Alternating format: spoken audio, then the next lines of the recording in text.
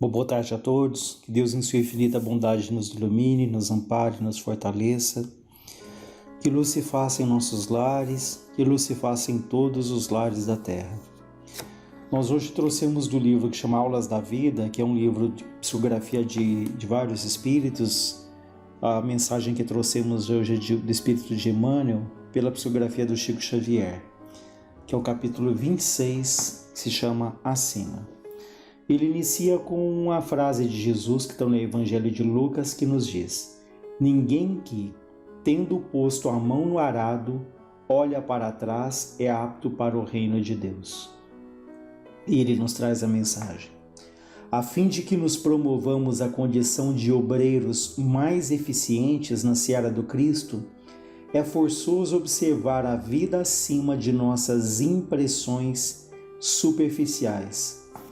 Então vejam que ele fala que para nos tornarmos ali servidores mais eficientes, trabalhadores mais efetivos, ele nos convida a observar as coisas acima do nosso ponto de vista, muitas vezes superficial.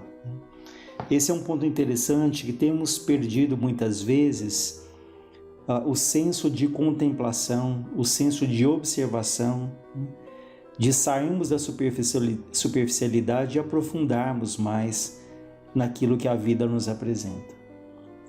E ele nos dá alguns exemplos, os convites para isso. Por exemplo, para isso ser-nos-á necessário mais do que ver e refletir. Então ver, a grande maioria de nós podemos ver, podemos visualizar algo, mas no entanto refletir, analisar, ponderar, observar é muito mais do que a visão. Então é um convite para que, muito além dos nossos olhos, que o nosso olhar muitas vezes ele está ali carregado ainda dos nossos preconceitos, fruto ali muitas vezes das vivências que já tivemos, e analisamos as pessoas e situações sob o nosso prisma, mas é muito importante refletirmos antes de concluirmos aquilo que os nossos olhos veem. Mais do que escutar, compreender. Também podemos escutar ali, escutamos o dia todo, mas é necessário não só escutar, mas compreender, ou seja, ouvir com atenção, procurar compreender o que está atrás daquilo que chega ali aos nossos ouvidos. Até quando conversamos com alguém, quantas vezes a pessoa pode falar uma série de coisas, até situações difíceis, ataques, mas compreendemos o que está ali naquela história. Qual é a história daquela pessoa, o que ela está passando ou o que ela já passou. Enfim, não só escutar, mas acima de tudo, digerir, compreender, avaliar aquilo que chega aos nossos ouvidos. Mais do que estudar, aprender. Uma vez mais lembramos da frase de Frei Fabiano de Cristo, quando ele diz que saber é sentir. Então nós podemos estudar muito, temos ali muita informação, mas ele fala, vá além do estudo, aprenda, ou seja, interiorize, sinta aquilo que nós estudamos. E aqui não é a quantidade, então, não é o quanto nós estudamos, não é o quanto nós sabemos, mas o quanto nós absorvemos, o quanto nós assimilamos, o quanto nós interiorizamos daquilo que nós lemos. Então, mais do que estudar, ele nos convida, aprenda, sinta. Mais do que trabalhar, servir, ou seja, o servir ele vai além do trabalho. A própria palavra trabalho, muitas vezes a gente pensa em trabalho, dá trabalho, mas aquele que serve, ele encontra um significado enorme no trabalho que ele faz. Então cada trabalho ali, cada hora despendida numa atividade, ao invés de se tornar ali uma obrigação, uma rotina, um peso, passa a ser aqui um momento de aprendizado, um momento em que nós estamos servindo alguém, servindo ali a nossa família, servindo a comunidade, servindo ali a empresa que nos paga o salário. Então, a atividade, ela ganha um outro sentido, né? Então, é importante, como ele diz, mais do que trabalhar, aprendemos a servir. E a própria palavra servir, ela pode dar uma ideia de abdicarmos de algo, de tirarmos algo de nós, quando na verdade esses espíritos que conquistaram a alegria de servir, para eles o trabalho é um prazer, né? Para nós ainda ele exige o que? A disciplina, né? Se pudéssemos ali ter não 5 dias e 2 de final de semana, nós inverteríamos essa relação, né? 5 de final de semana e 2 de trabalho, né? Porque isso mostra um pouco ainda a resistência que nós temos, a visão que nós temos do trabalho, né? A gente lembra daquela frase que diz que é melhor trabalharmos num dia de chuva do que entregarmos um currículo no dia de sol, ou seja, valorizarmos o trabalho que Deus nos confiou. Mais do que obedecer, cooperar espontaneamente em apoio aos semelhantes. Então a vida nos coloca em várias situações em que nós obedecemos, né? Até por uma questão de respeito, uma questão de hierarquia, mas podemos obedecer com um sentimento de contrariedade, né? Revoltados até, talvez até uma revolta silenciosa, mas aqui ele fala, vá além do obedecer, coopere, né? Espontaneamente, ou seja, de livre vontade, coopere, né? Ou seja, ajude a construir, seja um coparticipante dessa construção em apoio aos semelhantes. Mais do que administrar, harmonizar. Não podemos administrar, e todos nós, de certa forma, em maior ou menor grau, administramos coisas na vida, administramos a nossa própria vida, as nossas emoções, os nossos sentimentos, administramos o trabalho, administramos ali as relações familiares. Ele fala mais do que administrar, harmonizar. Ou seja, naquele grupo, naquela situação, naquele ambiente, trabalharmos para que cada um ali se sinta bem, se sinta valorizado, né? Que a soma desses esforços tragam ali o bem para o grupo.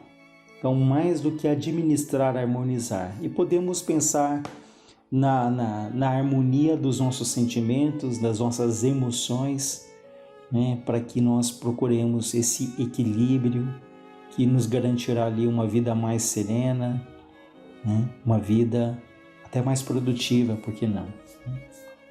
Mais do que esclarecer, discernir, né? Então, podemos buscar ali o esclarecimento, mas discernir vai além disso. Discernir significa termos ali a consciência de qual peso que cada coisa tem, termos a consciência de qual caminho seguir. Então, o discernimento ele vai além do esclarecimento. Antes ele falava mais do que crer, raciocinar. Isso o Espiritismo nos convida, né? De uma fé, não uma fé cega, não uma fé surda, mas uma fé raciocinada, aquela que encontra ali a lógica, aquela fé que encontra o bom senso, né? Então o Espiritismo, felizmente, ele nos faz de fato esse convite, né? Para que nós tenhamos ali todas as informações, todos os elementos que nos levem sim a acreditar, a confiarmos, né? Na grandeza da vida, na grandeza de Deus, mas tudo isso com raciocínio, com bom senso, né? Então, não só a crença, mas o raciocínio. Mais do que escrever, elevar. Não podemos ali escrever tantas e tantas coisas, mas elevar vai além da escrita. Será que aquilo que nós escrevemos, isso constrói, isso dignifica, isso estimula? Então, quando se fala em escrever, hoje nós inevitavelmente lembramos das redes sociais, né? Quantas coisas nós teclamos ali em grupos de WhatsApp, em outras redes, né? O que temos, de que maneira temos usado essas ferramentas, né? O que temos escrito, o que temos compartilhado, Então pensemos sempre se aquilo que eu escrevo, isso eleva. Mais do que falar, construir. Aqui lembramos uma vez mais da importância da nossa voz, daquilo que sai da nossa boca, não só do conteúdo daquilo que sai, mas quais as vibrações que carregamos no momento em que falamos. O que falamos, como falamos, em que momento falamos. Então ele nos convida mais do que falar, construir. Ou seja, que a nossa palavra, que o nosso verbo, ele também seja ali, sejam palavras que construam, que agreguem, que de fato sejam ali produtivas para nós e para aqueles que nos ouvem também.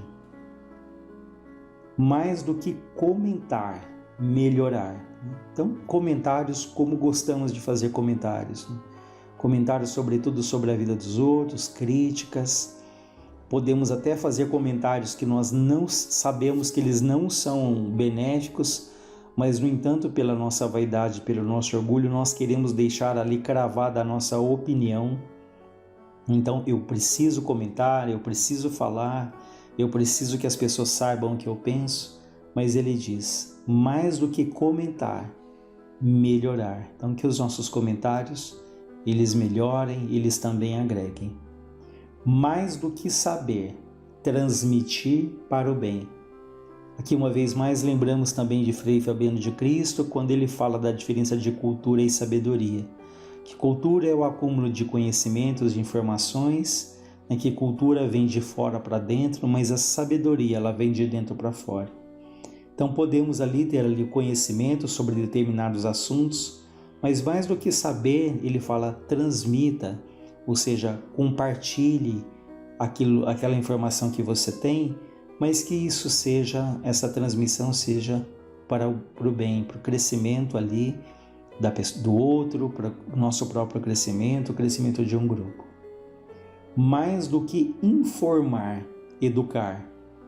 Podemos até pensar aqui na situação dos próprios filhos, que são crianças que talvez tenham ali uma formação muito sólida, muito consistente, que estudem ali em boas escolas. No entanto, eles podem ter informação, mas será que nós estamos educando? Será que estamos preparando essas crianças para que eles sejam ali também os construtores do próprio destino? Então pensemos nisso, que podemos, até voltando um pouco da questão das redes ali sociais, que informamos muito, quantas informações partem das nossas mãos numa digitação, quantas partem da nossa boca, mas ele fala, muito além do informar, procurem educar. Mais do que desculpar, esquecer o mal. Então, muitas vezes ouvimos, eu desculpo, eu perdoo, mas eu não quero ver essa pessoa nem pintada de ouro na minha frente. Então ele fala que além da desculpa, nós temos que procurar esquecer ali o mal que foi feito, compreendendo que os outros erram, da mesma maneira como nós também erramos, temos as nossas falhas.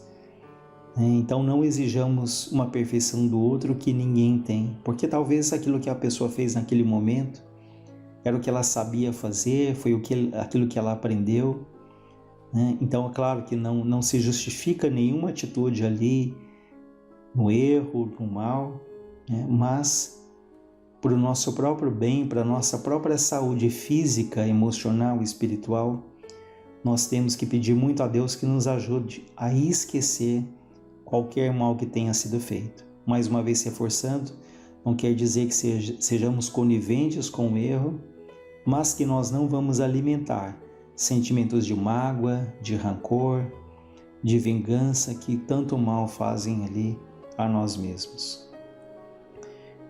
Ele diz ainda, mais do que desincumbir-se, mais do que desobrigar-se de se ver quites de alguma coisa, é auxiliar para a felicidade geral. Porque podemos pensar, isso não tem nada a ver comigo, eu já fiz a minha parte, essa situação não me pertence. Então, mais do que desobrigar-se de algo, é procurarmos ali auxiliar para o bem comum. E por vezes, pensando no bem comum, nós vamos abdicar até de alguns momentos de paz, da própria felicidade, pensando nesse bem comum, seja de um grupo familiar, seja de um grupo de trabalho, seja um grupo religioso. Então, auxiliar para a felicidade geral. E para finalizar, ele diz: todos temos ideias e possibilidades, escolhas e relações, crenças e luzes.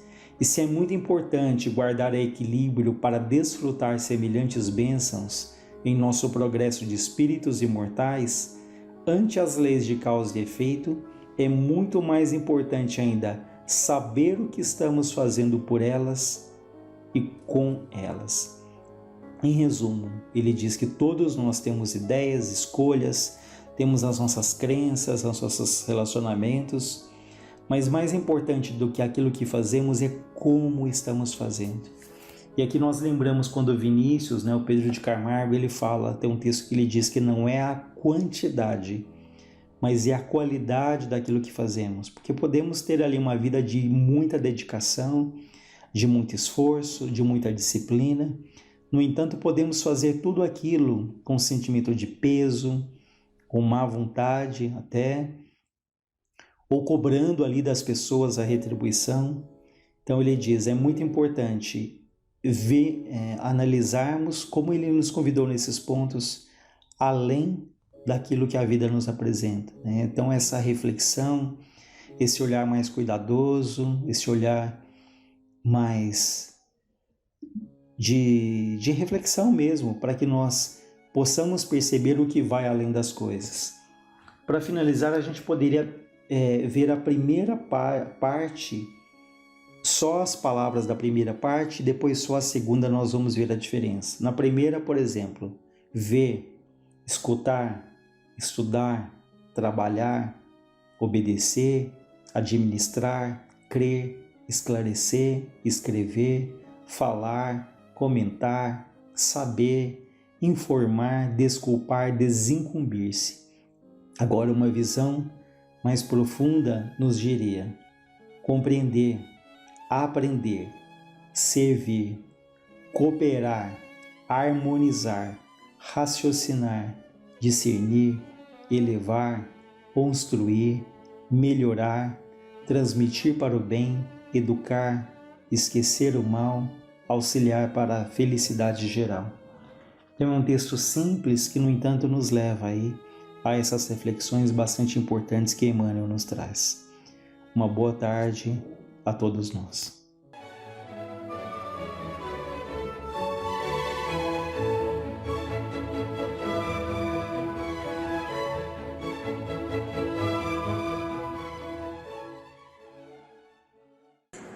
Boas tardes.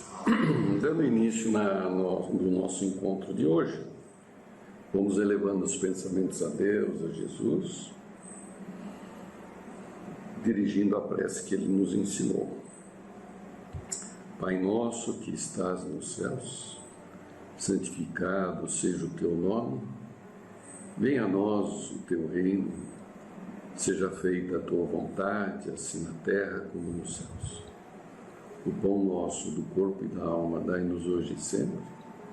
Perdoa, Senhor, as nossas dívidas, assim como perdoarmos aos nossos devedores. Não nos deixeis cair em novas tentações, mas livra-nos do mal que existe dentro de nós mesmos, porque é teu reino, o poder, a glória, a justiça, a esperança e o amor para todos sempre. Que assim seja. Então, do Evangelho segundo o Espiritismo, capítulo 9, bem-aventurados os mansos e pacíficos, injúrias e violências. Bem-aventurados os mansos, porque eles herdarão a terra. Mateus, capítulo 5, versículo 4. Bem-aventurados os pacíficos, porque serão chamados filhos de Deus. Mateus, capítulo 5, versículo 9. Ouvistes que foi dito aos antigos: não matarás, e quem matar será réu no juízo. Pois eu vos digo que todo que se ira contra o seu irmão será réu no juízo. E o que disser a seu irmão raca será réu no conselho. E o que disser és louco merecerá a condenação do fogo do inferno. Mateus, capítulo 5, versículos 21 a 22. A paciência. A dor é uma bênção que Deus envia aos seus eleitos. Não vos aflijais, portanto, quando sofrerdes, mas pelo contrário, bendizei a Deus Todo-Poderoso que vos marcou com a dor neste mundo para a glória no céu. Sede pacientes, pois a paciência é também caridade. E deveis praticar a lei de caridade, ensinada pelo Cristo enviado de Deus.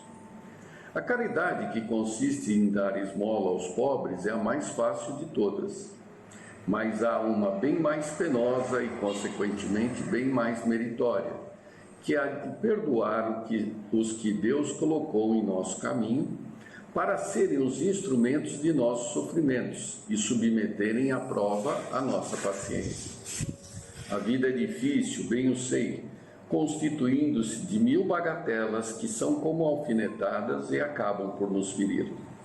Mas é necessário olhar para os deveres que nos são impostos e para as consolações e compensações que obtemos, pois então veremos que as bênçãos são mais numerosas que as dores. O fardo parece mais leve quando olhamos para o alto do que quando curvamos a fronte para a terra. Coragem, amigos. O Cristo é o vosso modelo. Sofreu mais que qualquer um de vós e nada tinha de se acusar, enquanto tendes já a expiar o vosso passado e de fortalecer-vos para o futuro. Sede, pois, paciente, sede cristãos. Esta palavra resume tudo. Pois bem, esse é um texto simples, mas dos mais difíceis de se aplicar.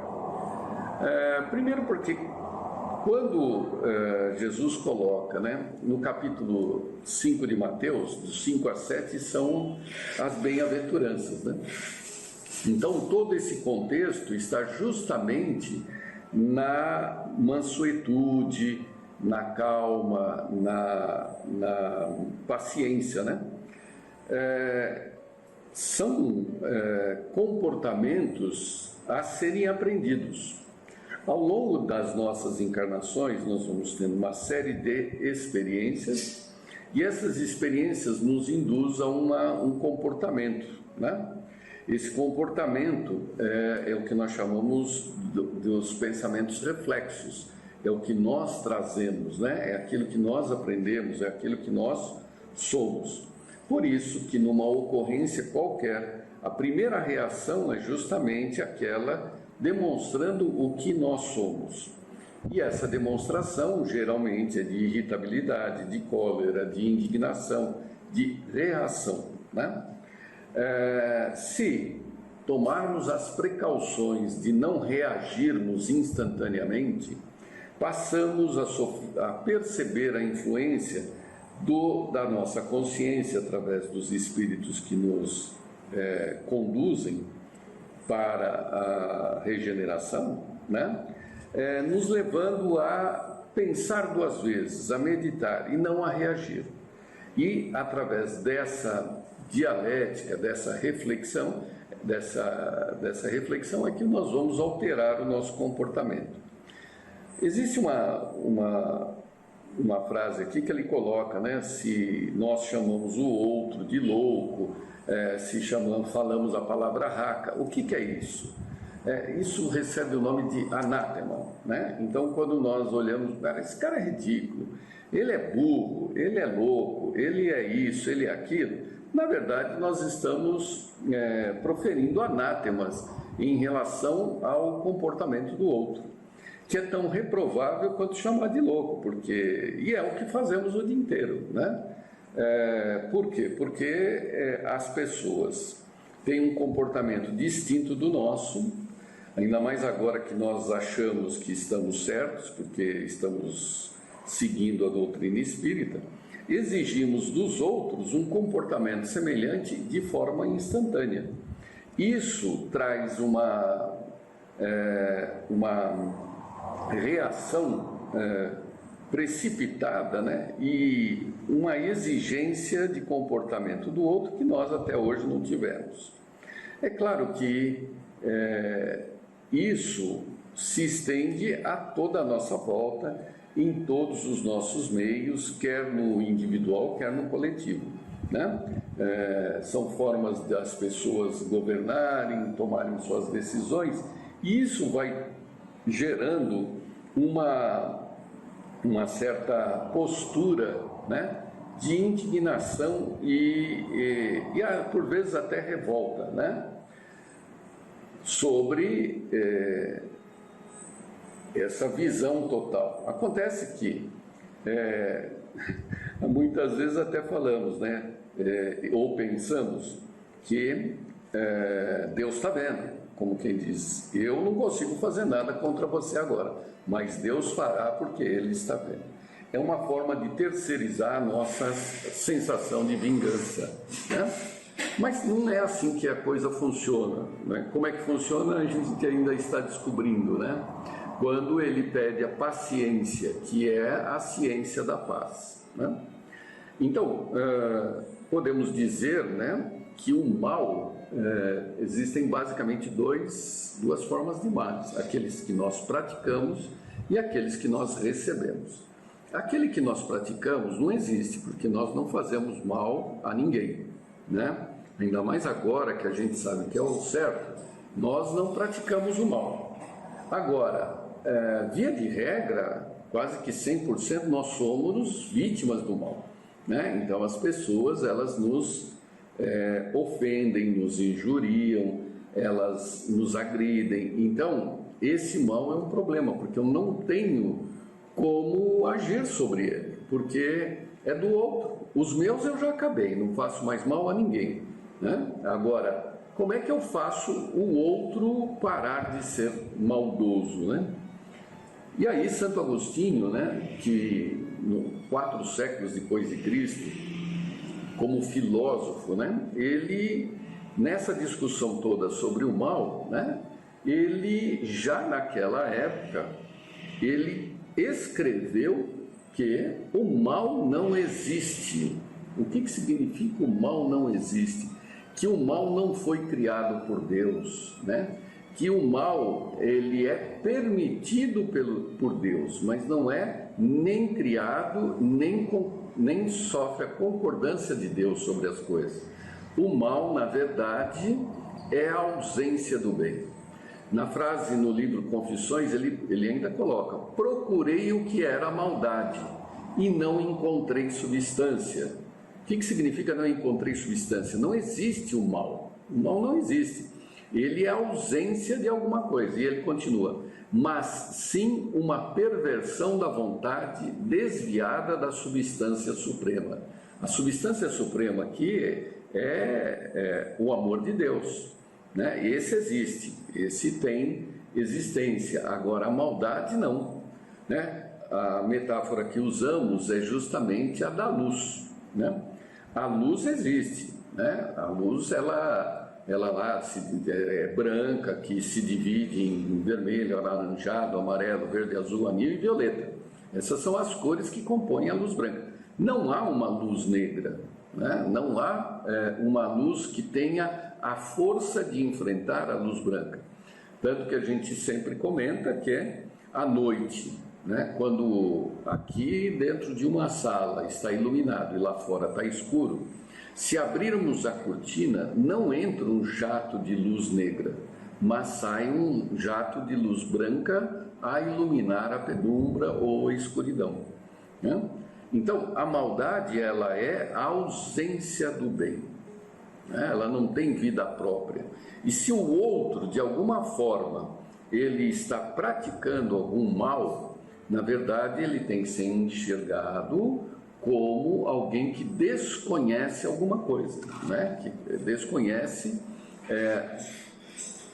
as leis do universo e, portanto, ele pratica algo contrário a ela, né?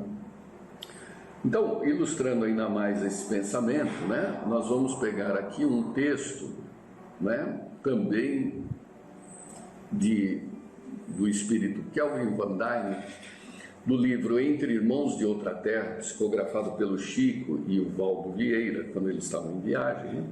Chama-se Novo Método de Cura. E aí ele começa: um problema existe na sustentação do equilíbrio e da paz que nos pede reflexão. É o problema da melhoria. Para que isso aconteça na vida física, desde os egípcios, estamos na Terra aperfeiçoando a medicina. Lembrando que Valdo Vieira era médico. É médico. A história da ciência de curar é um dos mais belos capítulos da história humana. Sacrifícios, abnegações, heroísmos, experiências. Tudo se tem feito para sanar enfermidades e extinguir aleijões, diminuir provas e arredar calamidades orgânicas. Laboratórios de farmácias, hospitais e refúgios foram convocados à luta. E qualquer doente que nos seja querido, se cai de cama, obtém nossas vigílias e recursos para que se recupere tão de pronto quanto possível. Isso quanto ao corpo. E no que concerne ao espírito, a criatura que adoece das vísceras adoece também dos mecanismos mentais. Há viciações de conduta, como há degenerências do fígado. E se pronunciamos remédios para as ocorrências hepáticas, por que esbordoamos a mente dos companheiros colhido em perturbação espiritual? Se temos anestesia para extirpar uma formação cancerosa, por que não usar o esquecimento para acabar com um processo obsessivo que se agravou pelas adições de orgulho ou vaidade, inveja ou revolta com que foi acrescido? Por que não tratar o ofensor como um doente, mais necessitado de carinho do que de censura? Se um amigo aparece espiritualmente deformado, seja nas aparências de azedume ou de descaridade, auxiliemo-lo para o justo reequilíbrio. Comecemos de imediato com a providência aplicada aos enfermos, fazê-los sentirem-se melhores. Ninguém dá fogo líquido ao portador de uma úlcera gástrica. Nunca reajustaremos o coração de ninguém a labaredas de crítica. Esclareçamos as situações difíceis, corrijamos erros e estabeleçamos a verdade, mas sem exceder os limites da bondade humana e da responsabilidade de viver, como o cirurgião que restaura o órgão lesado sem destruí-lo a golpes de bisturi. Que o erro existe, existe, mas experimentamos um novo método de cura do erro.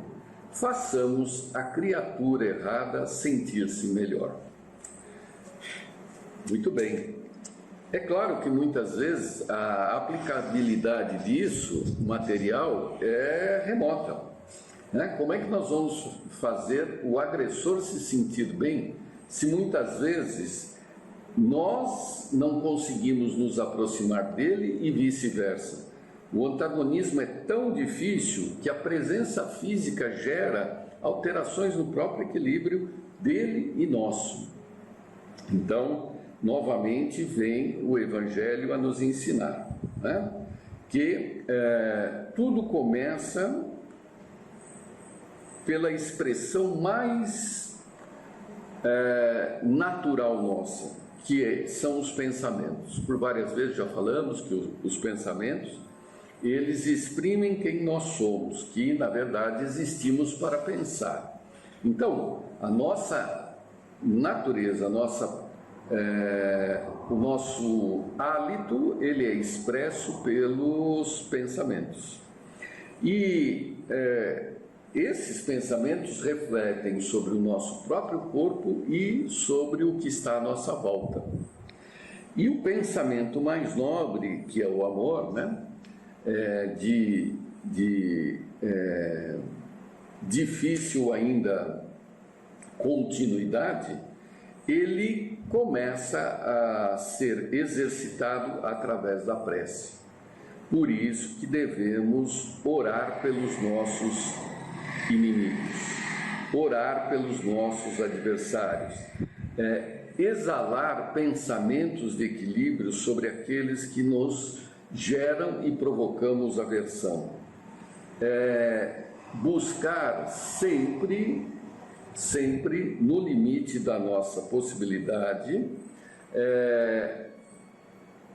pensarmos se não felicidade, no equilíbrio e na harmonia dos nossos desafetos. É claro que eu estou falando isso tudo, mas para a maioria aqui ninguém tem desafeto, né?